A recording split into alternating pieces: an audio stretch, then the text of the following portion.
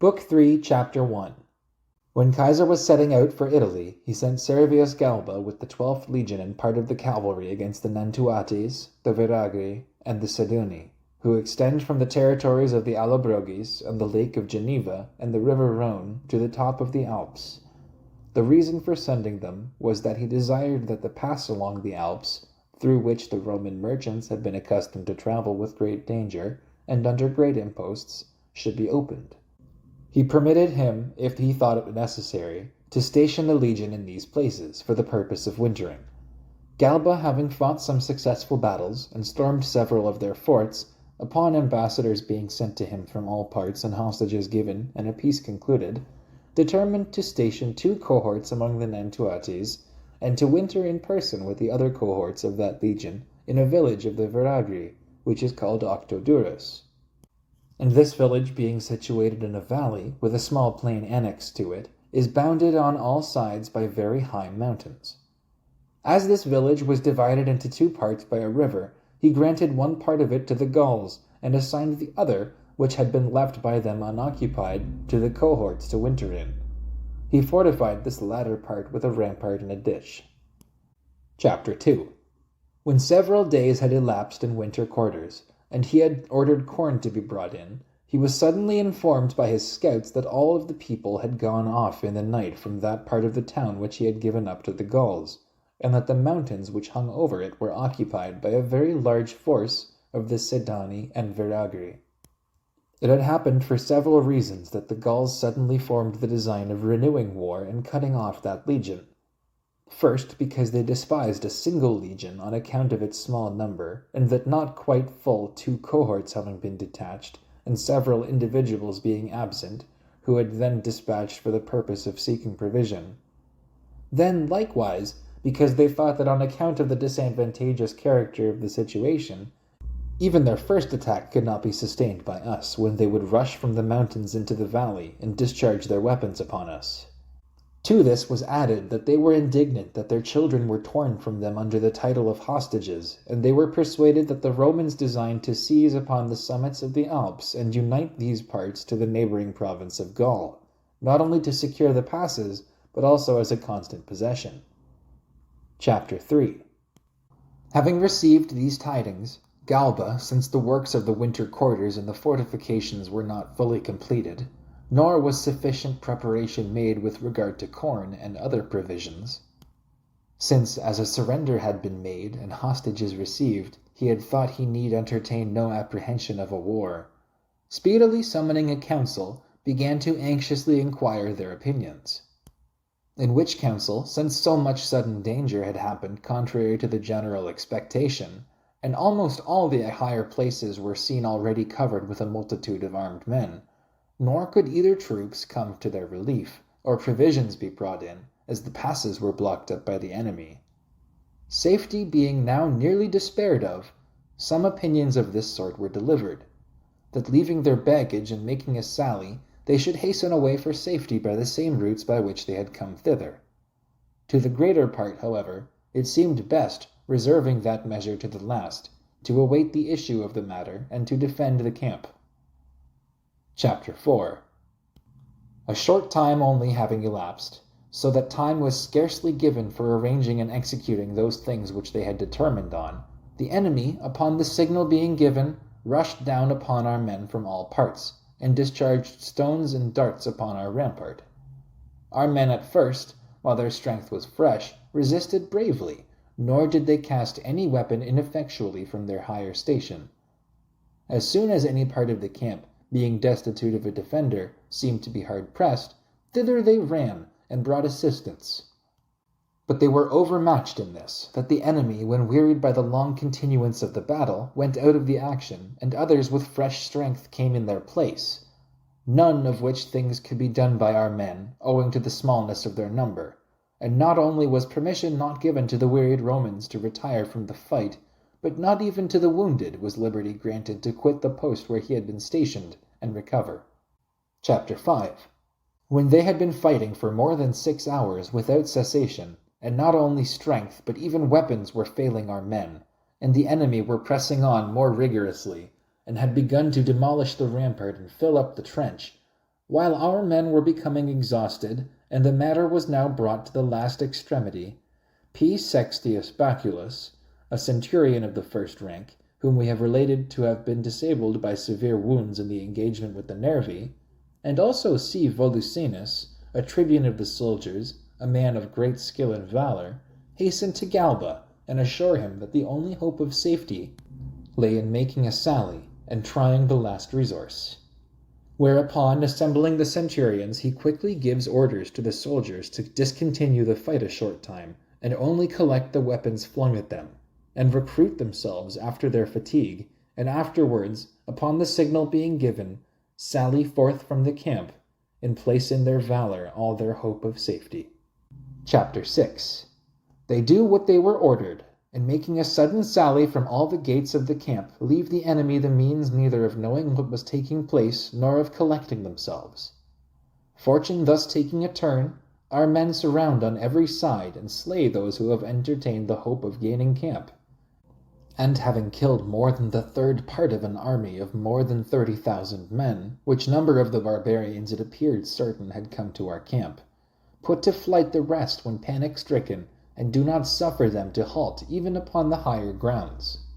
All the forces of the enemy being thus routed and stripped of their arms, our men betake themselves to their camp and fortifications, which, battle being finished, inasmuch as Galba was unwilling to tempt fortune again, and remembered that he had come into winter quarters with one design, and saw that he had met with a different state of affairs, chiefly, however, urged by the want of corn and provision, having next day burned all the buildings of that village, he hastens to return into the province, and as no enemy opposed or hindered his march, he brought the legion safe into the country of the Nantuates, thence into that of the Allobroges, and there wintered. Chapter 7. These things being achieved, while Caesar had every reason to suppose that Gaul was reduced to a state of tranquillity, the Belgae being overcome, the Germans expelled, the Seduni among the Alps defeated, and when he had, therefore, in the beginning of winter set out for Illyricum, as he wished to visit these nations and acquire a knowledge of their countries, a sudden war sprang up in Gaul. The occasion of that was this. P. Crassus, a young man, had taken up his winter quarters with the 7th Legion amongst the Andes, who border upon the Atlantic Ocean. He, as there was a scarcity of corn in those parts, sent out some officers of cavalry and several military tribunes amongst the neighboring states, for the purpose of procuring corn and provision, in which number T. Terrasidius was sent amongst the Asubi, M. Trebius Gallus amongst the Curiosolitae, Q. Valenius with T. Silius amongst the Veneti. Chapter 8.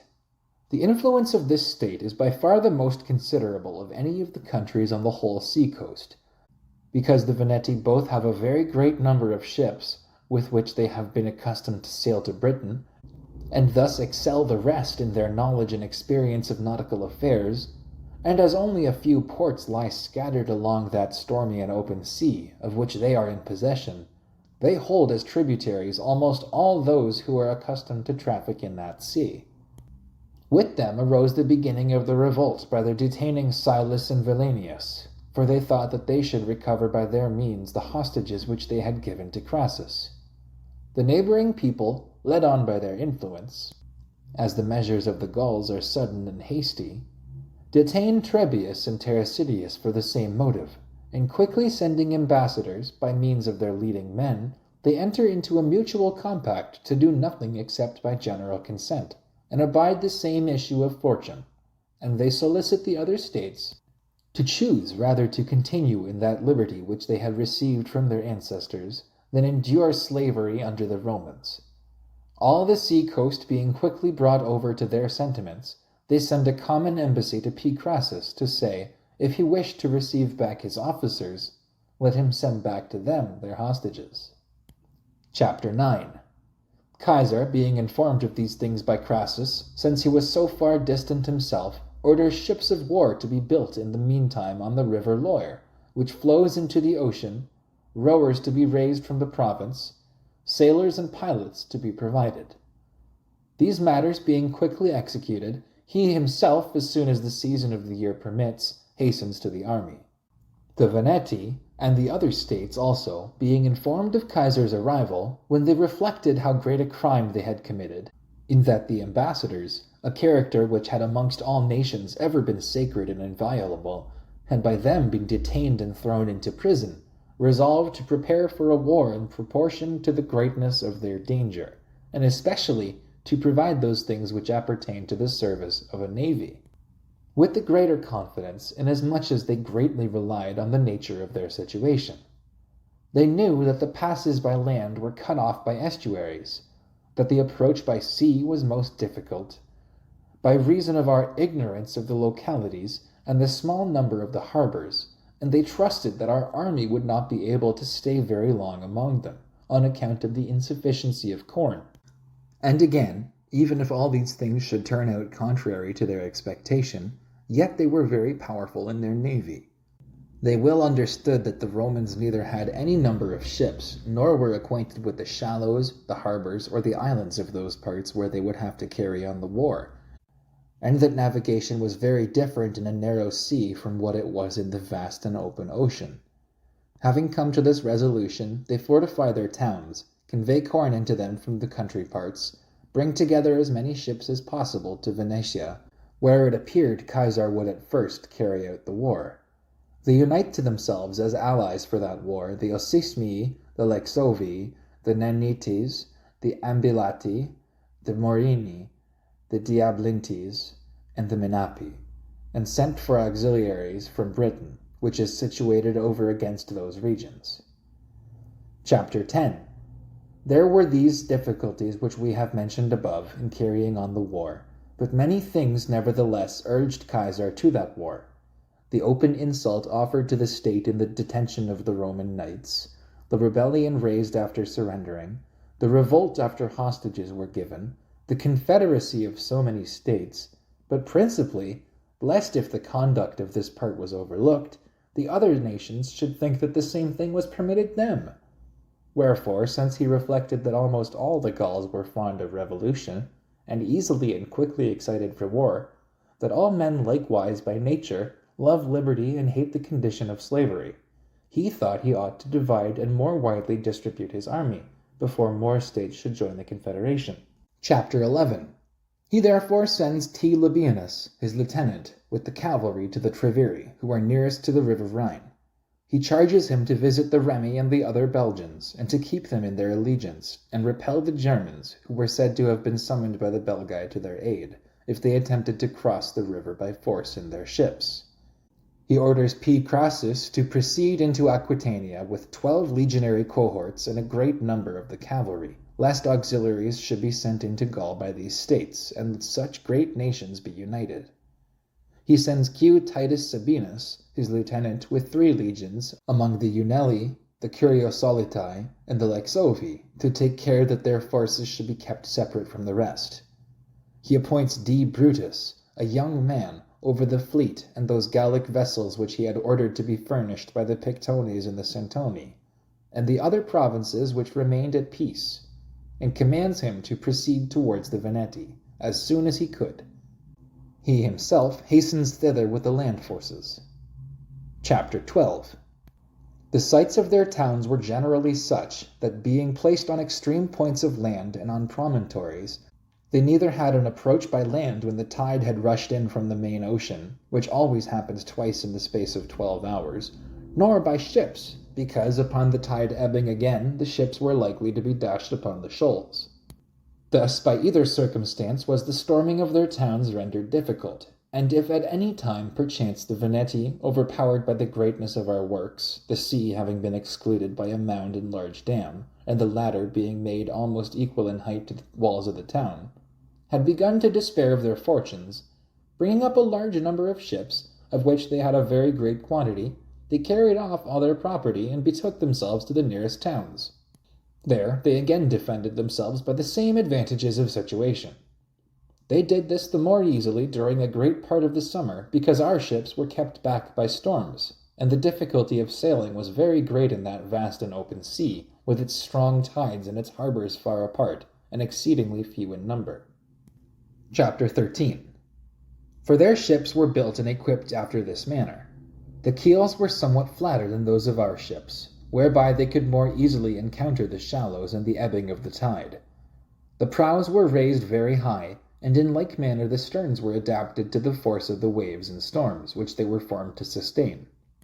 The ships were built wholly of oak, and designed to endure any force and violence whatever. The benches, which were made of planks a foot in breadth, were fastened by iron spikes of the thickness of a man's thumb. The anchors were secured fast by iron chains instead of cables, and for sails they used skins and thin dressed leather. These were used either through their want of canvas and their ignorance of its applications, or for this reason, which is more probable, that they thought that such storms of the ocean and such violent gales of wind could not be resisted by sails, nor ships of such great burden be conveniently enough managed by them. The encounter of our fleet with these ships was of such a nature that our fleet excelled in speed alone, and the plying of the oars, other things, considering the nature of the place and the violence of the storms, were more suitable and better adapted on their side. For neither could our ships injure theirs with their beaks, so great was their strength, nor on account of their height was a weapon easily cast up to them, and for the same reason they were less readily locked in by rocks. To this was added that whenever a storm began to rage and they ran before the wind, they could both weather the storm more easily and heave too securely in the shallows, and when left by the tide feared nothing from rocks and shelves. The risk of all which things was much to be dreaded by our ships. Chapter 14. Caesar, after taking many of their towns, perceiving that so much labor was spent in vain, and that the flight of the enemy could not be prevented on the capture of their towns, and that injury could not be done them, he determined to wait for his fleet.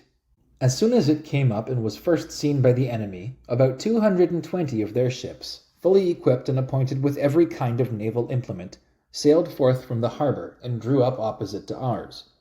Nor did it appear to Brutus, who commanded the fleet, or to the tribunes of the soldiers and the centurions, to whom the several ships were assigned, what to do, or what system of tactics to adopt.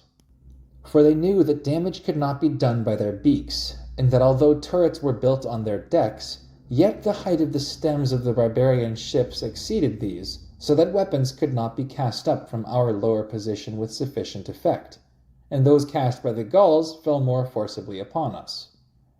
One thing provided by our men was of great service, these sharp hooks inserted into and fastened upon poles, of a form not unlike the hooks used in attacking town walls. When the ropes which fastened the sail yards to the masts were caught by them and pulled, and our vessel rigorously impelled by the oars, the ropes were severed, and when they were cut away, the yards necessarily fell down, so that as all the hope of the Gallic vessels depended on their sailing and rigging, upon these being cut away, the entire management of the ships was taken from them at the same time. The rest of the contest depended on courage, in which our men decidedly had the advantage, and the more so because the whole action was carried on in the sight of Caesar and the entire army, so that no act, a little more valiant than ordinary, could pass unobserved, for all the hills and higher grounds, from which there was a near prospect of the sea, were occupied by our army. Chapter 15. The sail yards of the enemy, as we have said, being brought down, although 2 and in some cases 3 ships of theirs surrounded each one of ours, the soldiers strove with the greatest energy to board the ships of the enemy, and after the barbarians observed this taking place, as a great many of their ships were beaten, and as no relief for that evil could be discovered, they hastened to seek safety and flight. And, having now turned their vessels to that quarter in which the wind blew, so great a calm and lull suddenly arose that they could not move out of their place, which circumstance truly was exceedingly opportune for finishing the business, for our men gave chase and took them one by one, so that very few out of all the number, and those by the intervention of night, arrived at the land, after the battle had lasted almost from the 4th hour till sunset. Chapter 16. By this battle the war with the Veneti and the whole of the sea coast was finished, and all too of more advanced age, in whom there was any discretion or rank, had assembled in that battle, and they had collected in one place whatever naval forces they had anywhere, and when these were lost, the survivors had no place to retreat to, nor means of defending their towns. They accordingly surrendered themselves and all their possessions to Kaiser, on whom Kaiser thought that punishment should be inflicted the more severely, in order that for the future the rights of ambassadors should be more carefully respected by barbarians. Having therefore put to death all their senate, he sold the rest for slaves. Chapter 27. While these things are going on amongst the Veneti, Q. Titurius Sabinus, with those troops which he had received from Kaiser, arrives in the territories of the Unelli. Over these people Viridovix ruled, and held the chief command of all those states which had revolted, from which he had collected a large and powerful army. And in those few days the Aulerci and the Sexovi, having slain their senate because they would not consent to be promoters of the war, shut their gates against us and united themselves to Viridovix. A great multitude besides of desperate men and robbers assembled out of Gaul from all quarters, whom the hope of plundering and the love of fighting had called away from husbandry and their daily labor. Sabinus kept himself within his camp, which was in a position convenient for everything, while Viridovix encamped over against him at a distance of 2 miles, and daily bringing out his forces gave him an opportunity for fighting, so that Sabinus had now not only come into contempt with the enemy, but also was somewhat taunted by the speeches of our soldiers, and furnished so great a suspicion of his cowardice that the enemy presumed to approach even to the very rampart of our camp. He adopted this conduct for the following reason: because he did not think that a lieutenant ought to engage in battle with so great a force, especially while he who held the chief command was absent, except on advantageous ground, or some favorable circumstance presented itself. Chapter 28. After having established this suspicion of his cowardice, he selected a certain suitable and crafty Gaul, who was one of those whom he had with him as auxiliaries. He induces him by great gifts and promises to go over to the enemy, and informs him of what he wished to be done. Who, when he arrives amongst them as a deserter, lays before them the fears of the Romans, and informs them by what difficulties Kaiser himself was harassed, and that the matter was not far removed from this, that Sabinus would the next night privately draw off his army out of the camp and set forth to Kaiser, for the purpose of carrying him assistance, which, when they heard, they all cry out together that an opportunity of successfully conducting their enterprise ought not to be thrown away, that they ought to go to the Roman camp. Many things persuaded the Gauls to this measure: the delay of Sabinus returning the previous days, the positive assertion of the pretended deserter, want of provisions, for a supply of which they had not taken the prerequisite precautions, the hope springing from the Venetic war, and also because in most cases men willingly believe what they wish. Influenced by these things, they do not discharge Viridovix and the other leaders from the council before they gain permission from them to take up arms and hasten to our camp, which being granted, rejoicing as if victory were fully certain, they collected faggots and brushwood, with which to fill up the Roman trenches and hasten to the camp. Chapter 19. The situation of the camp was a rising ground, gently sloping from the bottom for about a mile. Thither they proceeded with great speed, in order that as little time as possible might be given to the Romans to collect and arm themselves, and arrived quite out of breath. Sabinus, having encouraged his men, gives them the signal which they earnestly desired. While the enemy were encumbered by reason of the burdens which they were carrying, he orders a sally to be suddenly made from 2 gates of the camp. It happened, by the advantage of situation, by the unskilfulness and the fatigue of the enemy, by the valor of our soldiers, and their experience in former battles, that they could not stand one attack of our men, and immediately turned their backs. And our men with full vigor followed them while disordered, and slew a great number of them. The horse pursuing the rest, left but few, who escaped by flight. Thus, at the same time, Sabinus was informed of the naval battle, and Kaiser of victory gained by Sabinus, and all the states immediately surrendered themselves to Titurius, for as the temper of the Gauls is impetuous and ready to undertake wars, so their mind is weak, and by no means resolute in enduring calamities. Chapter 20. About the same time, P. Crassus, when he had arrived in Aquitania, which, as has been before said, both from its extent of territory and the great number of its people, is to be reckoned a third part of Gaul, understanding that he was to wage war in these parts, where a few years before L. Valerius Praeconius, the lieutenant, had been killed and his army routed, and from which M. Manilius, the proconsul, had fled with the loss of his baggage, he perceived that no ordinary care must be used by them. Wherefore, having provided corn, procured auxiliaries and cavalry, and having summoned by name many valiant men from Tolosa, Carcasso, and Narbo, which are the states of the province of Gaul that border on these regions, Aquitania, he led his army into the territories of the Sotiates. On his arrival being known, the Sotiates, having brought together great forces and much cavalry, in which their strength principally lay, and assailing our army on the march, engaged first in a cavalry action. Then, when their cavalry was routed, and our men pursuing, they suddenly displayed their infantry forces, which they had placed in ambuscade in a valley. These attacked our men well disordered, and renewed the fight. Chapter 21. The battle was long and vigorously contested, since the Sotiates, relying on their former victories, imagined that the safety of the whole of Aquitania rested on their valor, and our men, on the other hand, desired it might be seen what they could accomplish without their general and without the other legions, under a very young commander. At length, the enemy, worn out with wounds, began to turn their backs, and a great number of them being slain, Crassus began to besiege the principal town of the Sotiates on his march. Upon their valiantly resisting, he raised Veneti in turrets. They, at one time attempting a sally, at another forming mines to our rampart in Veneti, at which the Aquitani are eminently skilled, because in many places amongst them there are copper mines, when they perceived that nothing could be gained by these operations, through the perseverance of our men, they send ambassadors to Crassus, and entreat him to admit them to a surrender. Having obtained it, they, being ordered to deliver up their arms, comply. Chapter 22.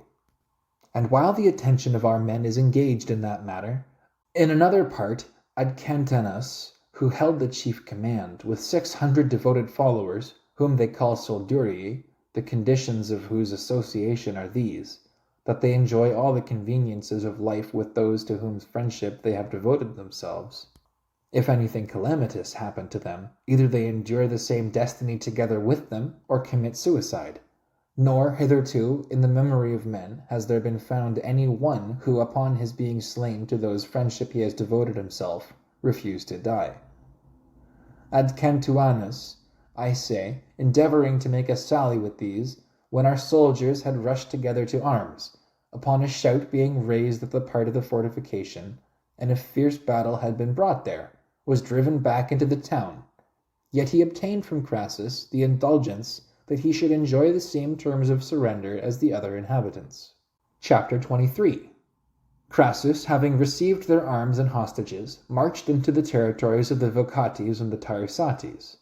But then, the barbarians being alarmed, because they had heard that a fortified town by the nature of the place and the art had been taken by us in a few days after our arrival there, began to send ambassadors into all quarters, to combine, to give hostages one to another, to raise troops.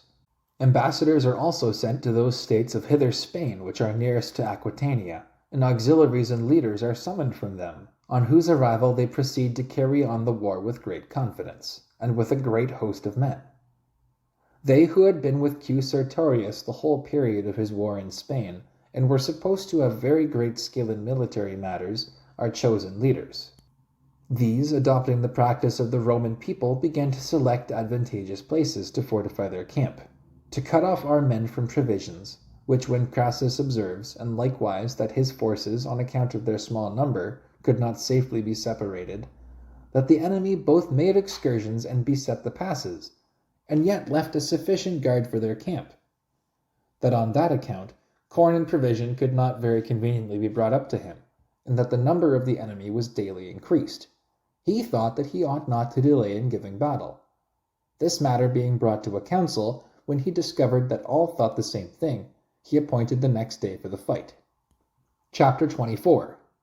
Having drawn out all his forces at the break of day, and marshalling them in a double line, he posted the auxiliaries in the center, and waited to see what measures the enemy would take. They, although on account of their great number and their ancient renown in war, and the small number of our men, they supposed they might safely fight. They nevertheless considered it safer to gain the victory without any wound, by besetting the passes and cutting off the provisions. And if the Romans, on account of the want of corn, should begin to retreat, they intended to attack them while encumbered in their march and depressed in spirit, as being assailed while under baggage. This measure being approved of by the leaders and the forces of the Romans drawn out, the enemy still kept themselves in their camp. Crassus having remarked this circumstance, since the enemy, intimidated by their own delay, and by the reputation, i.e. for cowardice arising thence, had rendered our soldiers more eager for fighting, and the remarks of all were heard, declaring that no longer ought delay to be made in going to the camp. After encouraging his men, he marches to the camp of the enemy, to the great gratification of his own troops. Chapter 25. There, while some were filling up the ditch, and others by throwing a large number of darts were driving the defenders from the rampart and fortifications, and the auxiliaries, on whom Crassus did not much rely in the battle, by supplying stones and weapons to the soldiers, and by conveying turf to the mound, presented the appearance and character of men engaged in fighting, while also the enemy were fighting resolutely and boldly, and their weapons, discharged from their higher position, fell with great effect. The horse, having gone round the camp of the enemy, reported to Crassus that the camp was not fortified with equal care on the side of the Decuman gate, and had an easy approach. Chapter 26. Crassus, having exhorted the commanders of the horse to animate their men by great rewards and promises, points out to them what he wished to have done. They, as they had been commanded, having brought out the 4 cohorts, which, as they had been left as a guard for the camp, were not fatigued by exertion, and having led them round by a somewhat longer way, lest they could be seen from the camp of the enemy, when the eyes and minds of all were intent upon the battle, quickly arrived at those fortifications which we have spoken of, and having demolished these, stood in the camp of the enemy before they were seen by them, or it was known what was going on. And then, a shout being heard in that quarter, our men, their strength having been recruited, which usually occurs on the hope of victory, began to fight more vigorously. The enemy, surrounded on all sides, and all their affairs being despaired of, made great attempts to cast themselves down over the ramparts and to seek safety in flight. These the cavalry pursued over the very open plains, and after leaving scarcely a 4th part out of the number of 50,000, which it was certain had assembled out of Aquitania and from the Cantabri, returned late at night to the camp. Chapter 27. Having heard of this battle, the greatest part of Aquitania surrendered itself to Crassus, and of its own accord sent hostages, in which number were the Tarbelli, the Bigerones, the Precani, the Vocasates, the Tarusates, the Elurates, the Garites, the Ausci, the Garumni, the Sibuzates, and Cocosates. A few, and those most remote nations, relying on the time of the year, because winter was at hand, neglected to do this. Chapter 28. About the same time Caesar, although the summer was nearly past, yet since, all Gaul being reduced, the Morini and the Menapi alone remained in arms, and had never sent ambassadors to him to make a treaty of peace, speedily led his army thither, thinking that that war might soon be terminated. They resolved to conduct the war on a very different method from the rest of the Gauls, for as they perceived that the greatest nations of Gaul who had engaged in war had been routed and overcome, and as they possessed continuous ranges of forests and morasses, they removed themselves and all their property thither. When Caesar had arrived at the opening of these forests and had begun to fortify his camp, and no enemy was in the meantime seen, while our men were dispersed on their respective duties, they suddenly rushed out from all parts of the forest and made an attack on our men. The latter quickly took up arms and drove them back again to their forests, and having killed a great many, lost a few of their own men while pursuing them too far through those intricate places. Chapter 29. During the remaining days after this, Caesar began to cut down the forests, and that no attack might be made on the flank of the soldiers, while unarmed and not foreseeing it, he placed together opposite to the army all that timber which was cut down, and piled it up as a rampart on either flank. When a great space has been, with incredible speed, cleared in a few days, when the cattle of the enemy in the rear of their baggage train were already seized by our men, and they themselves were seeking for the thickest parts of the forest, storms of such a kind came on that the work was necessarily suspended, and through the continuance of the rains, the soldiers could not any longer remain in their tents. Therefore, laying waste to all the country, and having burnt their villages and houses, Caesar led back his army and stationed them in winter quarters among the Aulerci and Lexovi, and the other states which had made war upon him last.